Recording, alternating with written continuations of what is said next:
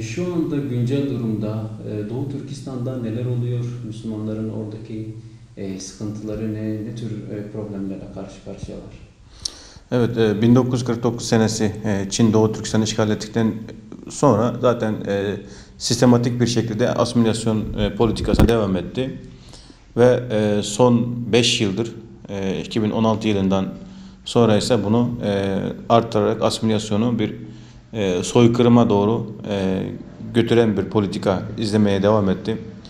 Doğu Türkistan'da şu an uluslararası bağımsız kuruluşların tespit ettiği ve e, araştırmacıların da ifade ettiği gibi sayıları binleri aşan binlerce toplama kampları var. Ve bu toplama kamplarında da milyonlarca insan şu an gözetim altında. Ve bu İkinci Dünya Savaşı'nda Nazi Almanya'sında yapılan e, Yahudilere karşı yapılan soykırımla birebir aynı boyutta ve daha derinlemesine yapılan bir soykırım söz konusu Doğu Türkistan'da. Uluslararası bağımsız araştırmacılara göre Doğu Türkistan'da 1400'den fazla toplama kampının yeri tespit edilmiş durumda. Ve Çin'in kendisinin açıkladığı Beyaz Kapaklı kitabında ise yaklaşık 8 milyondan fazla insan toplama kampına dönüşümlü olarak alınmıştır. Ve yine yaklaşık 2 milyondan fazla çocuk ailelerini koparılarak çocuk kamplarında şu an esir tutuluyor. Doğu Türkistan'da geniş çapta bir angaret sistemi var. İnsanlar zorla çalıştırılıyor. Ve yine aynı şekilde Doğu Türkistanlılar Çin'in iç bölgesindeki fabrikalara köle işçi olarak taşınıyor ve çalıştırılıyor ücretsiz olarak. Doğu Türkistanlı kadınlar Çinli erkeklerle evlenmeye zorlanıyor. Yani açıkçası şu an 1948 senesi imzalanan Evrensel İnsan Hakları Beyannamesi'ndeki tüm maddeler, insan hakları ihlalleri yapılıyor şu an Doğu Türkistan'da. Daha da açık söylemek gerekirse Doğu Türkistan'da açık ve net olarak bir soykırım politikası uygulanıyor.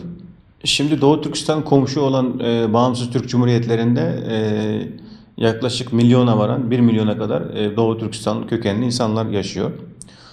Bu çok eskiden orada yaşayan ve daha sonra 1949'dan sonra göç eden insanlar orada vatandaşlar, oranın vatandaşları.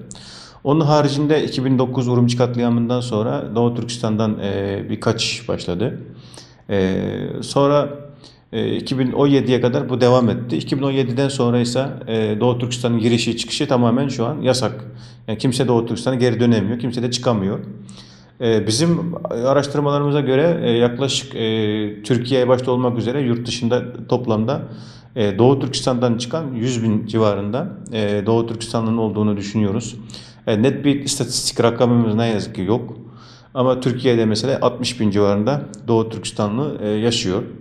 Son dönemde gelenler özellikle. Daha önce de gelenler var.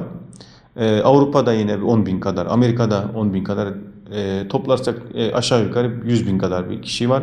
Bunlar da son 10 yılda yurt dışına çıkan çoğunlukla da öğrenciler. Ve en son dönemde işte bu Çin'in baskısı arttıktan sonra 2014-2015 yıllarında çıkan tüccarlar ve iş adamlarıyla birlikte bu kadar bir sayı telaffuz edebiliyoruz. Son 4 yıldan beri zaten genellikle kimse ailesinden haber alamıyor. Çünkü yurt dışıyla irtibat kurmak ve yurt dışındaki akrabalarıyla görüşmek Çin'in nezdinde bir suçtur. Ve bu toplama kampına alınmak için yeterli bir neden olarak insanlar özellikle Doğu Türkistan içindekiler yurt dışıyla irtibat kurmaya cesaret edemiyor. Ettiği takdirde de zaten orada gözetim sisteminden dolayı hemen toplama kampına alınıp bazıları hapise gönderiliyor, bazıları da kampa alınıyor. Yani değişen hiçbir şey yok. 2017 Nisan ayından itibaren şu an 2021 Eylül ayına kadar değişen hiçbir şey yok. Her şey daha da kötüleşerek, her şey daha da berbat bir şekilde devam ediyor. Hiç kimse ailesiyle irtibat kuramıyor. Toplama kampındaki insanlar zaten kaybolmuş durumda. Birçok ölüm haberleri alıyoruz. Haber alamadığımız birçok insan var. Nereye kaybolduklarını bilmiyoruz. Yani 21. yüzyılda iletişimin bu kadar ileri seviyeye geldiği böyle bir noktada ne yazık ki bizim memleketle olan ilişkimiz tamamen kopmuş bir durumda şu an. Şu ana kadar yapılan somut yani Çin'i caydırıcı hiçbir adım atılmadı.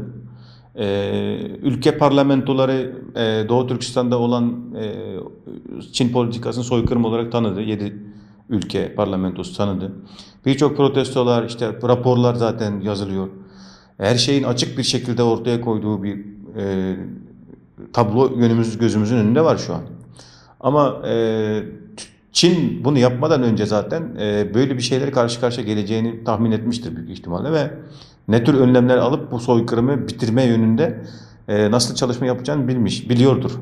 Onun için Türkiye'de ve dünyada Doğu Türkistan'daki soykırımı görmezden gelerek Doğu Türkistanların başına gelen bu vahşi soykırımı Amerikan propagandası, CIA'nin oyunu vesaire gibi tanıtanlar mutlaka çıkar. Bundan sonra da çıkar çünkü Çin bunun ayağını zaten almıştır ve Çin yanlısı ideoloji ve Çin'in ekonomik koşulları sağlamasından dolayı bu Türkiye'de en fazla Türkiye'de zaten yapılıyor. Arap dünyasında da var bunun gibi şeyler.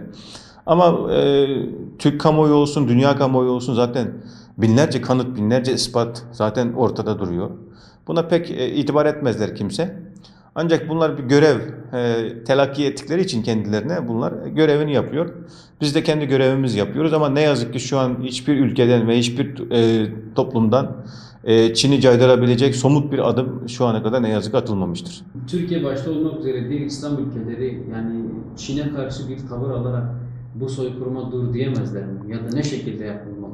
Aslında diyebilir. Çok rahat ve çok eli dolu bir şekilde diyebilir. Çünkü bunun örnekleri var. Mesela Rohingya'da yapılan soykırıma İslam İşbirliği Teşkilatı öncülük ederek Rohingya Myanmar yönetiminin soykırım suçundan dolayı mahkemeye çıkartılmasını sağlamış. Yani burada bir Müslümanlara karşı yapılan bir soykırım var.